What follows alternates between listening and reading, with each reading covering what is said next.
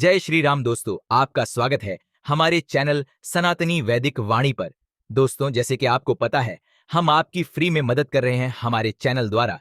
तो बिना किसी देरी के जल्दी से जल्दी हमारे ईमेल पर अपना जन्म तारीख, जन्म स्थल और जन्म समय भेजिए। और सुना दे हमारे ईमेल sanatanivedikvani@gmail.com पर और पूछिए जो भी आपका सवाल हो या परेशानी हो। हमारे ज्योतिषी आपकी जरूर मदद करेंगे। तो दोस्तों, शुरू करते हैं आज का विषय।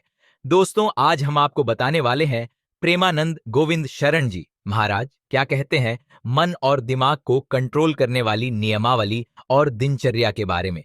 महर्षि उड़िया बाबा को भी एक उपासक ने प्रश्न किया था कि महाराज जी, मन कैसे रुके?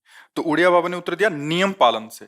यदि हम नियम पर दृढ़ रहें तो मन हमारा क्या कर सकता है? नियम तो परमात्मा देखता है। हम लोग नियम पर दृढ़ नहीं रहते, इसी से हमारे देश की दुर्दशा है। संध्या वंदन तक का नियम जाता रहा है। भजन करने के लिए नियम की बड़ी आवश्यकता। हाँ, बड़े नियम की आवश्यकता है। तो जैसे प्रातः काल से सायंकाल तक की हर व्यक्ति की अपनी एक दिनचर्या होनी चाहिए।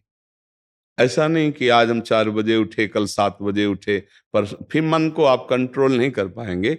मन के लिए एक दिनचर्या होनी चाहिए कि हमको 10 बजे सोना है, 4 बजे उठ जाना है, तो फिर 4 से सवा 4 नहीं होना चाहिए। 4 बजे उठ जाना, ऐसा नियम बना ले। और उठ करके हमको थोड़ी देर नाम जप करना है, थोड़ी देर हमें वाणी जी का गायन करना है, थोड़ी देर हमें ध्यान, एक अपनी दिनचर्या।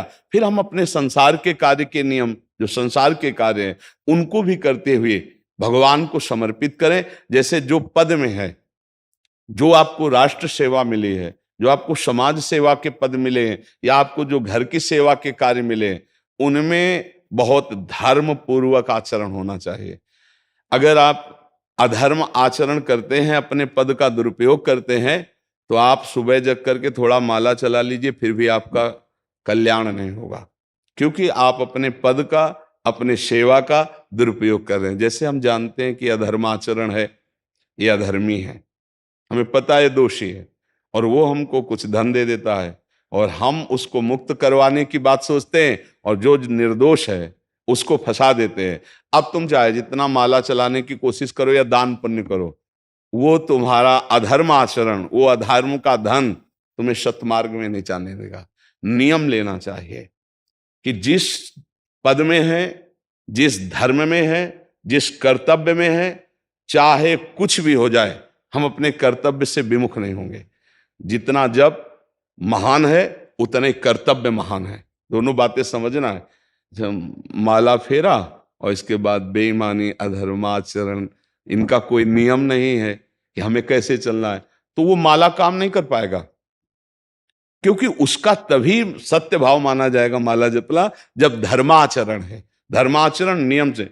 बोले वो बड़े कट्टर नियम वाले हैं, उनको घूस नहीं, आप उनको भयभीत करके नहीं काम करवा सकते, प्रलोभन में काम नहीं करा सकते। ये हमारी गृहस्थी है ना, तो गृहस्थी के पालन के लिए धन चाहिए, और धन के लिए हम धर्म को आगे रखें, धन को नहीं। धर्म को, हमारा कर्तव्य क्या, प्रायः जैसे पूज्य बाबा ने कहा, आज हमारे देश में बहुत दुर्दशा हो रही है। दुर्दशा हो रही, क्यों? क्योंकि सब अपनी जगह से गलत हो रहे हैं। अगर अपनी जगह हम ठीक रहे तो हमारी दुर्दशा नहीं होगी। हमारा भजन कम होगा, लेकिन हम धर्म से चल रहे हैं तो हम विजयी होंगे। हम भगवान को प्रसन्न कर सकते हैं, क्योंकि हमें जो कार्य मिला है वो भगवान का ही कार्य, सृष्टि भगवान का कार्य। जैसे नए बच्चे कुछ वकालत पढ़ रहे थे, तो यहाँ आके प्रश्न किया था कि हम जानते हैं कि वो दोषी नहीं है, हम जानते हैं कि वो दोषी है, पर दोषी हमें पैसा दे रहा है, तो हम वकालत पढ़ी इसीलिए, हम उसको जिताएंगे, तो क्या कोई पाप है? तो उनका खुला पाप है। बोले नहीं, हमारी कोई ऐसा कंपनी दो, ऐसा कुछ बोले कि हमारी कंपनी को ये सिखाया जाता है, तो हमको तो ये करना ही होगा, अगर नहीं करेंगे तो हमारी वकालत का मतलब क्या रहा? तो नहीं, वकालत का मतलब अधर्मी को मुक्त करवाना नहीं है। वकालत का मतलब अधर्मी के सबूत एकत्रित करके उसको दंड दिलवाना है, और धर्मात्मा को मुक्त करवाना है। अब इसके लिए आपके पास अर्थव्यवस्था अगर कमजोर भी है, तो धर्म व्यवस्था आपकी पूरी है। धर्म व्यवस्था ठीक है तो परिवार स्वस्थ रहेगा, सुखी रहेगा, भगवान आप पर प्रसन्न रहेंगे। अच्छा, फिर हमने तर्क रखा कि जैसे आपकी बहन के साथ कोई गलत व्यवहार करे, आपको पता है, और वो आपको 10 लाख रुपया घूस दे तो क्या आप उसका पक्ष लेंगे? नहीं। तो फिर दूसरी बहन के साथ किया है। अब यहां विचार करना है ना, अपने भाई का अगर कत्ल किए हो, मुझे पता हो कि ये दोषी है, तो क्या हम पैसे से उसको मुक्त करने देंगे? लगेगा कि जान की बाजी लगा देंगे, और तुम्हें हम ऐसे ही एक गरीब आदमी की किसी ने हत्या की है, तो आपका पक्ष बनता है। पर यह ज्ञान कहां मिलेगा? बिना अध्यात्म के ये ज्ञान तो मिलेगा नहीं। ज्ञान तो इस बात का मिला कि कैसे पैसा कमाया जाए। अच्छा, वो पैसा यदि अधर्म से आया है तो आपकी दुर्दशा कर देगा, आपकी बुद्धि भ्रष्ट कर देगा। तो जो बाबा कह रहे हैं कि आज हमारे समाज की बड़ी दुर्दशा हो रही, उसका कारण यही है कि हमें अध्यात्म का ज्ञान नहीं, हमें धर्म का ज्ञान नहीं, और बड़ी बड़ी गलतियां हो जाती है। बिल्कुल पता है आदमी निर्दोष है, और हम धन के प्रभाव से उसको दंड दे देते हैं। वो दंडा भगवान जब आपको पलट कर देंगे तो आप सह नहीं पाओगे, उसका परिणाम बहुत बुरा होता है। तो इसलिए समाज को चाहिए अपने अपने कर्तव्य का पालन करते हुए एक नियमावली बना ले। जैसे कुछ दुकानों का नियम होता है कि वहां फिक्स रेट होता है, नहीं होता? वहां ये नहीं चलेगा कि कसम से कहते हैं कि तुम्हें हम अपना जान करके कि 100 रुपया मीटर ये मिला है, हम बिल्कुल मुनाफा नहीं ले रहे। नहीं, झूठ क्यों बोल रहे हो? दुकान खोले हो मुनाफा के लिए, झूठ क्यों बोल रहे हो? नहीं लेंगे मुनाफा, हम जितने का लाए हैं उससे मुनाफा लेंगे, पर 120 रुपया मीटर देंगे, कपड़ा बढ़िया है, नाप फिट है, इससे नीचे नहीं उतरेंगे, हमें सफाई देने की जरूरत नहीं है कि हम कसम खाते हैं या ऐसा। हम जानते हो ये बिजली है, दुकान है, नौकर लगे हैं, तो इसका मुनाफा लेने के लिए दुकान खोलें, कोई दान करने के लिए तो नहीं। तो सबको पता है मुनाफा लेगा, लेकिन एक फिक्स दाम, उसे 10-20 रुपया का मुनाफा लेकर के हम उसको बेच रहे हैं। लेकिन झूठ क्यों बोले? बोले झूठ के बिना धंधा नहीं चलता। नहीं, ऐसा नहीं है। अब असत्य बोलोगे तो उससे जो आपको मुनाफा मिलेगा वो आपकी बुद्धि भ्रष्ट करेगा, और सत्य है कि मुनाफा के लिए है वही चीज, और आप एक फिक्स रेट में दे रहे, बढ़िया है। अब अगर आप कोई मिलावट करके भोजन सामग्री दे रहे हैं, आपको पता है, तो जो खाने वाले के हृदय में बैठे हुए भगवान हैं वो तुम्हारे जीवन में मिलावट कर देंगे, तुम्हारा जीवन महान दुखमय हो जाएगा। ये कहां समझा जाता है? एक आदमी सिंथेटिक दूध बना रहा है, उससे कहो ये अपने बच्चे को पिला, नहीं पिलाएगा। फिर ये दूसरे का बच्चा जब पिएगा तो उसकी हालत क्या होगी? दूसरे शरीर में जाएगा तो हालत क्या होगी? वो केवल धन की बुद्धि रख रहा है। एक आदमी घी में केमिकल मिला रहा है, एक ऐसे अभक्ष पदार्थ मिला है, वो स्वयं नहीं खाएगा, लेकिन वो होटलों में भेजा जाएगा, हजारों लाखों लोग खाएंगे, बीमारी बढ़ेगी, उसको रुपया से मतलब है। ये चीज, ये दुर्दशा हर जगह धर्म का ज्ञान न होने के कारण फैल रही, नहीं फैल रही। एक मरीज बीमार है, असली दवाओं में पैसे ज्यादा है, नकली दवा लेकर के असली के दाम में बेच देना, उसको बिल्कुल फायदा ना होना, लेकिन परमात्मा देख रहा है। तुम जानते हो नकली दवा है, वो तो नहीं जानता बेचारा, ज्यादा पढ़े लिखे नहीं, किसान आदमी गांव का आया है, तुमने दे दिया और उसने पैसा दिया असली के। अब वो पैसा तुम्हारी बुद्धि भ्रष्ट करेगा, तुम्हारे परिवार में कलह पैदा करेगा और तुम्हारा पतन कर देगा। ऐसे हर डिपार्टमेंट में, हर विषय में यदि हम अपने धर्म से चले, अपने सत्य से चले, और थोड़ा भी भजन होगा, वो आपको उत्तम गति प्रदान करेगा। पर ऐसा कहां समझ में आ रहा? अध्यात्म के बिना भला ऐसा समझ में आएगा? तो इसीलिए कह रहे हैं हमारे देश की दुर्दशा हो रही।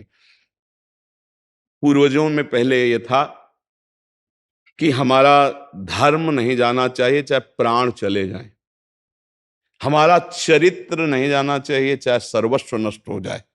आज इसकी कोई परवाह नहीं, तो उसी से बुद्धि भ्रष्ट हो जाती है, जीवन एक पशुवत आचरण वाला हो जाता है, और वो अपने को बड़ा सुखी समझने लगते हैं कि हमारे पास बड़ा वैभव है। लेकिन प्यारे, उस दिन को याद करो जिस दिन तुम्हारा आखिरी समय होगा, ना तुम्हारा फार्म हाउस जाएगा, ना महल तुम्हारा जाएगा, ना बैंक बैलेंस जाएगा, ना कोई व्यक्ति, और ना ये शरीर। अब तुम्हारे कर्म तुमको भोगवाएंगे। उस समय की कौन याद करता है?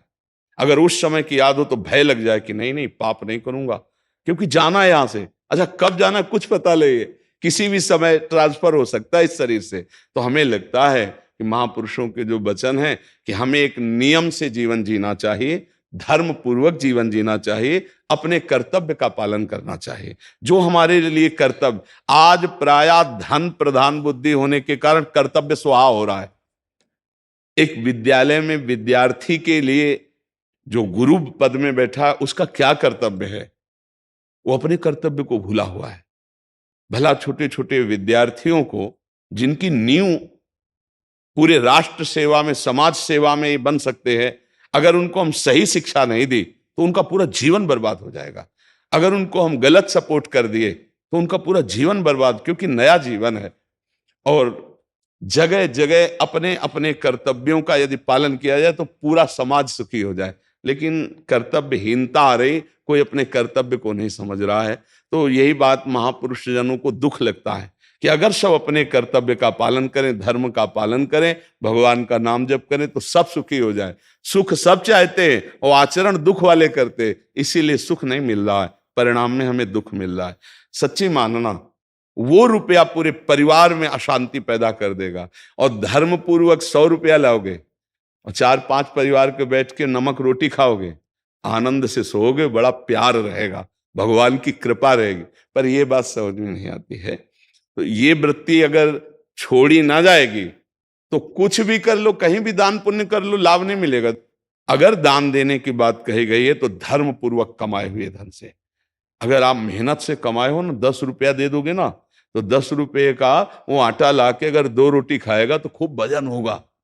और आप 1 लाख रुपया बेईमानी कर रख दोगे ना, तो बैठे बैठे वो गंदा ही सोचेगा, भजन नहीं होगा। उसका गंदा सोचना और आपका गंदा करना, दोनों मिल करके उसके कारण भी तो आप बने ना, तो आपका ही पतन हो जाएगा। उसको तो भगवान बचा लेंगे, क्योंकि भगवान की शरण में है। तो मुझे लगता है अधर्म के धन से कभी किसी को लाभ नहीं मिलता। तो अपने कर्तव्य का पालन करते हुए यदि नाम जप किया जाए तो बहुत जल्दी हमको लाभ प्राप्त हो जाए। बहुत सुंदर, मतलब ये चर्चा होती है, अगर आप लोग इसको धारण कर लें तो निहाल हो जाएंगे। सच्ची कह रहे, ये जो बातें हैं ये बहुत सुंदर जीवन को पुष्ट करने वाली हैं, पर आप धारण कर लें तो बात है। नहीं तो जैसे लाभ दिखाई दे रहा 50,000, तो ये बातें भूल जाओगे, ये बातें अच्छी नहीं लगेंगी। हे यार, बहुत बढ़िया काम घर में आएगा, पर हमारी ये बात ध्यान रखना, वो 50,000 घर में अशांति पैदा कर देगा। सच्ची मानना, आप धर्म से चलना, धर्म से चलोगे तो भगवान तुम्हारी रक्षा में रहेंगे। अधर्माचरण, देखो कैसी कैसी घटनाएं होती हैं। बढ़िया कार है, फिल्मी गाना लगाए चल रहे हैं, और वो एक्सीडेंट हुआ, आग लग गई, बाहर निकल ही नहीं पाए, वो अंदर ही जल गए। क्या हुआ? ये करोड़ों रुपए की कार भूंज दिया तुमको अंदर ही बैठाल के, धू धू करके आग लग गई, अंदर जल। ऐसे जलना चाहते हो, या भगवान के आनंद में चिंतन करके शरीर छोटे हो, फिर दाह संस्कार हो ऐसे कि सब लोग भगवान के नाम का कीर्तन करते ही जा रहे, फिर आपका अंतिम संस्कार, वहां जीवित जल गए। क्या हो सकता है? एक एक पल तुम्हारे कर्म का हिसाब होगा, एक एक सेकंड का।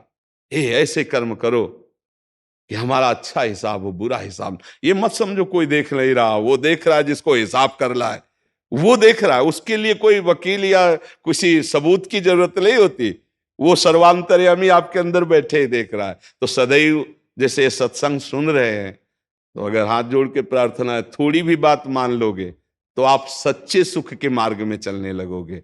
नहीं तो भाई, बहुत गंदी हवा चल रही है, माया की बहुत गंदगी ऐसी फैल रही, कलिकाल है ना, कि ये बातें किसी को पसंद नहीं आती। वो बात बताओ कि हम कितना रुपया कमा ले, कैसे कितने भोग भोग ले, और वो अध्यात्म में नहीं है। आपको सच धोखे में मत रहना, अध्यात्म में है। जितना आप धर्म से चलोगे उतना सुखी होगे, और लोक में है जितना धन मिल जाएगा उतना सुखी माना जाएगा। लेकिन वो सुख नहीं है, वो चंद मिनट के लिए हाइलोजन की तरह जलेगा, फ्यूज हो जाएगा। और धर्मात्मा दीपक की तरह जलेगा, पर बहुत काल तक चलता रहेगा। इन बातों का चिंतन कीजिए, खूब नाम जप कीजिए, और भगवान के भरोसे रहिए, गंदे आचरण मत कीजिए।